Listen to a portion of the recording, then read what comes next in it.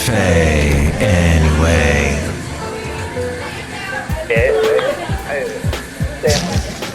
Mike's Daily Podcast. How was Valentine's Day? Isn't it funny how once it's over, everybody just like, oh, that did not happen. Mike's Daily Podcast. Let's just ignore that we were even concerned with that. It's so weird. Everything gets thrown in the trash and then it's all thrown away because people want to move on to Easter time and that other thing that happens every year. It's Mike's Daily Podcast. St. Patrick's Day, or am I wrong? Cinco de Mayo? No. Graduation, whatever. Mike's It's episode Daily 2000 Podcast. 562. Yeah! 2562.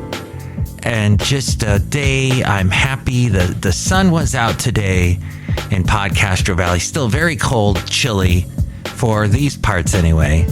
And people are driving weird. And they do that thing. Do you know what thing I'm talking about? They do the thing where they cut in front of you. They pull out in front of you. You're driving down the street and they pull out in front of you and don't bother to accelerate to match the speed you're going. Because people have bad eyesight. People can't see, apparently, here in the Bay Area. They're all blind as bats. Not to put down bats, but they're blind and they eat things because they got the radar. And that's really awesome. Not like the sonar, like the dolphins do. But they do the radar. And they get the little bugs flying around. And the late great Basil the Boxer, who we will hear in just a little bit, used to bark at them regularly. But today I have the pet called Rocky the cat, on my lap at the moment. So they pull out in front of you, slow down. You almost smash into them. This happened about 5 times today in my little 35-minute drive. And then people do that thing where you're at a light and they need to... And here's today's podcast picture. There's a picture of somebody doing this, by the way. They're in the far right lane, and here in California, you can turn right on the light unless it's otherwise designated that you can't. And it says, no turning on the right, on the light, on the right. Right on the light. And people, they just sit there, even though they got a perfect chance to turn a right. Well, you can't go past them until they do that. And you said, what are you waiting for? And the thing is, people are just consumed with these dang phones. Maybe you're listening to me through your smartphone. But smartphones, and the late great Basil the Boxer would agree, smartphones make us dumb. Very stupid. It's true. And everyone here behind me, behind the microphone that you can hear in the background, here at Cafe Anyway, somewhere in Podcastro Valley, they agree with me that people get stupid when it comes to smartphones. Okay. Oh, the late great Basil the Boxer barked, and then the wonderful cat known as Rocky has bolted out of Cafe Anyway. Everybody just be careful. Don't step on the cat. Thank you. So what other things are going on in this great big humongous world in which we live? And other things. Oh, somebody made the following commentary. The social panic over disinformation reached a new low last week, says this commentary, which is interesting because in that first sentence, they seem to insinuate that disinformation does not exist. Even though Trump said fake news, and even though people are constantly saying lies and misinformation or disinformation. Is it disinformation or misinformation? But this person goes on to write, an expose in the Washington Examiner revealed that Microsoft had blocked advertisers from sponsoring hundreds of conservative websites based on secret blacklists created by a company calling itself the Global Disinformation Index, without any data and without any attempt at engagement. This GDI smeared hundreds of conservative sites and writers and attempted to put them out of business. I see. And then it goes on to mention some of these people. There was no evidence. Most hilariously, says this commentary, GDI's public report hailed BuzzFeed as one of the most reliable sources even after its publication of outright disinformation in things that pertained to Trump, says this commentator. While rating the Libertarian Reason magazine site as one of the highest risks for disinformation.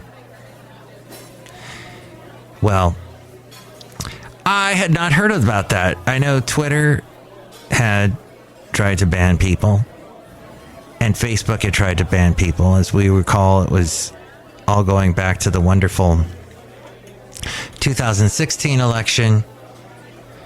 And did the Russians influence that election? That was the big thing. But it's ridiculous that we put so much importance on social media when we should really all not even be on it. But we're bored. And that's why TikTok has flown into the stratosphere, because people are bored and they love that constant adrenaline kick they get from swiping and clicking and swiping. Get off of TikTok is what I'm trying to say. And probably get off of Facebook as well, and Twitter. But pretty soon you won't have to get off Twitter because Elon Musk keeps making it crash or whatever he's doing. Now, speaking of COVID, was I talking about COVID? Well, disinformation, misinformation. There is misinformation about COVID, but House Republicans have asked former White House Chief Medical Advisor Dr. Anthony to testify before Congress as they launch a new investigation into the origins of COVID-19. The GOP leaders of the Select Committee on the Coronavirus Pandemic and Committee on Oversight and Accountability sent a letter to Fauci on Monday requesting a transcribed interview. Fauci said in November that he would cooperate with any oversight hearing in the Republican-led House. This according to CNBC. As we go outside a cafe anyway, where we bring you Mike's Daily Podcast somewhere in Podcastro Valley, the last place on earth.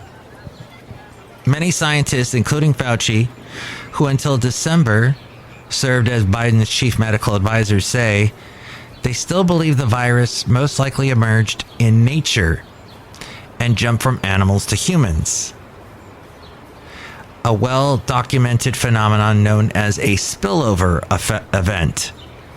Virus researchers have not publicly identified any key new scientific evidence that might make the lab leak hypothesis more likely, according to Associated Press. But of course, it's going to be Wuhan lab, Wuhan lab, Wuhan lab. And with the balloons, people are like, oh, there's diseases from the Wuhan lab in those balloons coming over. But speaking of which, NORAD intercepted 4 Russian aircrafts over the Alaska Air Defense Identification Zone. According to Fox News, 4 Russian aircraft were detected and intercepted over the Alaska Air Defense Identification Zone.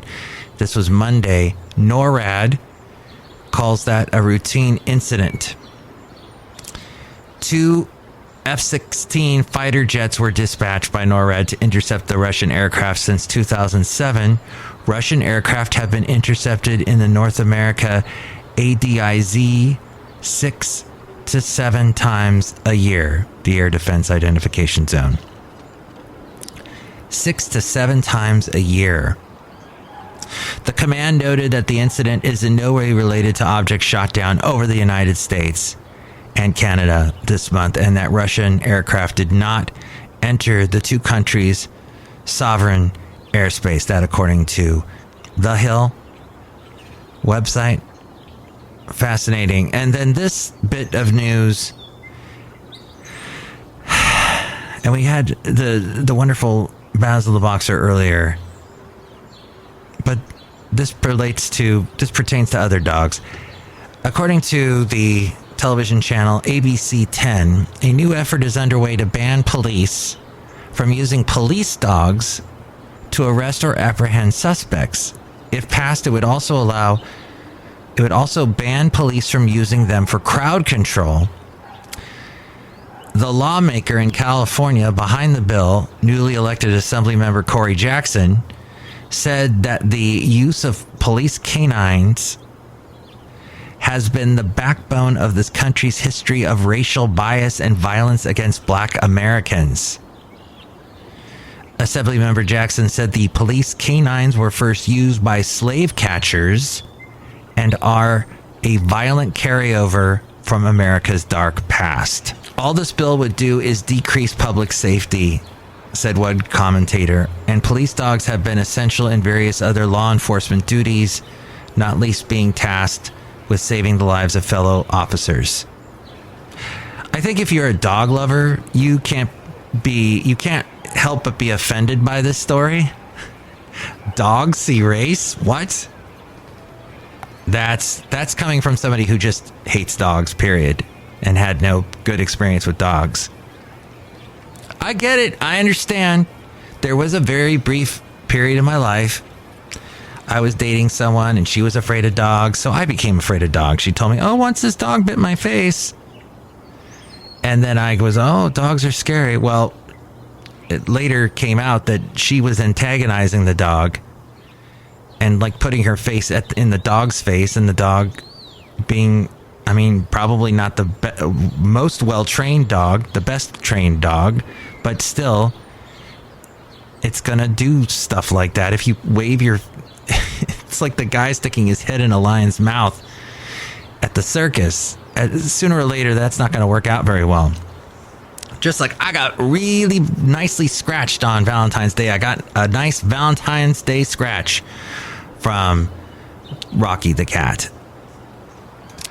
Nikki Haley has entered the 2024 presidential race. I'm so happy about that because she was asked point blank a couple of years ago she would, and she was afraid. She was frightened by all the Trump fans, all the Trump supporters, and said, no, I would never do that. I love Trump, da-da-da-da-da. Well, because she worked for Trump, but now it's a thing. So you go. I went into that expression, didn't I? You go, girl. Ms. Haley's remarks seem to reference the age of some of the top candidates expected to be in the race. Oh, yeah, because she's much younger. Trump is 76. Biden is going to be, he is 80. The 51-year-old Nikki Haley is the first, wow, she's younger than me. You go, girl. Is the first major Republican candidate to commit to taking on Mr. Trump, who launched his third consecutive White House bid in November, and remains the party's dominant figure even after disappointing GOP results in the past three national elections. And I love how I'm starting to hear conservative talk show hosts say, oh, maybe we did lose that election because people didn't like Trump because they were sick of him. Maybe we should give other candidates a chance. Maybe this whole fantasy about the tech cabal, the tech world, Silicon Valley cabal of super programmers who are able to hack into all the election machines, the voting machines, and change the election. Maybe that really didn't happen, because how have Republicans won several elections since then? Maybe not Trump, but a lot of other Republican politicians have won. And finally, this. Teen girls are experiencing record high levels of sadness and violence. This according to Axios. And a new report published Monday by Centers for Disease Control and Prevention. 57% of teen girls in 2021 reported feeling persistently sad or hopeless over the past year. That is up by 36% over the past 10 years, the highest rate seen in the last decade. By comparison, 29% of teen boys reported feeling persistently sad or hopeless in 2021, compared to 21% in 2011. So it went up 8% in the 10 years. LGBTQ plus students and students with same-sex partners also reported high levels of sadness and hopelessness in 2021. At 69% and 78% respectively. About 30% of teen girls said they had seriously considered attempting suicide. That is up from 19% over 10 years ago. NBC says the survey did not ask students about reasons for their feelings of sadness or thoughts of harming themselves. While anxiety and depression increased among teens during the pandemic, the trends, especially among girls, have been building for years. So, something to consider what's going on with the younger generation. Hey, when I was considered part of the younger generation in the 80s, we were scared about the bomb. And so were the kids in the 70s and the 60s and the 50s. It was a thing in the 40s. It was a thing that stayed with us for quite a while. Now it's all kinds of other stuff that is what antagonizes the young people today. We're outside a cafe anyway, somewhere in Podcastro Valley. And I'm going to quote a line from the band Argent. Hold your head up high. Things will get better. They will. You'll get older. And then you'll be me. And I'm old. And then you'll be like, oh, young people today. And you'll get there and you'll go, yes, I did it. Mike was right. I got there. Took a little while. But not even Rocky the cat could get in my way with his big claws, which I have to trim. Look who's here. Hi, Mike. It's Benita the Rodeo Queen. How's y'all doing? It's a disgruntled fiddle player. Tell you what. What? You sure went on some kind of rampage the other day when you were talking about people putting down Biden, which they should do regularly. Tell you what. What? That's what they should do. Well, it's funny. There's a house I drive past, and there's a big sign out front. Yes, even in California, there's a sign. It doesn't say go Brandon or any of that stuff, but it does have a sign that says Biden sucks. Well, I want that sign. No.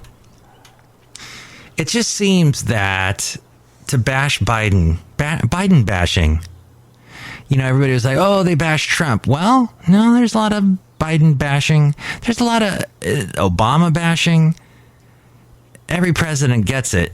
Like in this commentary, somebody wrote, 4 identified flying objects have been shot down over America since last Friday, but it took until Monday afternoon for the White House to start telling Americans what was going on. Canadians heard from their defense minister on Saturday. Here, no one but press have been able to have made available to reporters. No one, even congressmen and governors, have complained about being left in the dark. People were left to wonder if there had been further Chinese encroachments or whether we were finally experiencing the alien incursion of science fiction lore. Then on Monday afternoon, the White House ruled out alien invasion, but shared scant more information. So they're basically complaining, hey, they took too long to get that information out there. The Biden White House fails to inspire confidence. Worse, its silence registers a lack of care and outright contempt for the American people. We're not entitled to state secrets, but we do have a right to know what is flying over our country and why. Okay, do you think that's true? Do you think they're not giving us all the info? I can think of some Republican administrations that didn't give us all the info. So what's going on there? Disgruntled Fiddle Player? What? I wasn't listening. Look, who else is here? Hello, am I gonna make the delicious root beer? Have some right now. Oh, boy. Thank you. Oh, this looks really good, this root beer. And by the way, you can call me and tell me what you think about all this. If this presidential cabinet group administration is communicating enough with us, or could they do a better job? Or was any of them doing a good job? Personally, I don't know. I think I guess everybody could do a better job and communicate better. We're bad communicators inherently. I think it's part of our nature as humans not to communicate well. And in fact, you can communicate with me at 510-228-4640. And it's particularly funny when you work at a broadcasting facility, a place that specializes in communication, and people don't communicate with each other very well. But That's how it is, and that's what I've observed in my life. But if you would like to call me and let me know what you think, 510-228-4640, and with other ways to reach me, it's A-Frame. Oh, hey, Brewmaster. Drink it right now, I'll cut you. Okay, yes, I'm getting to that now. Mike's Daily Podcast is written and produced and performed by Mike Matthews. His podcast is super easy to find. Download or listen to his show and read his blog at MikesDailyPodcast.com. Email Mike now at MikesDailyPodcast@gmail.com. See you tomorrow. Bye!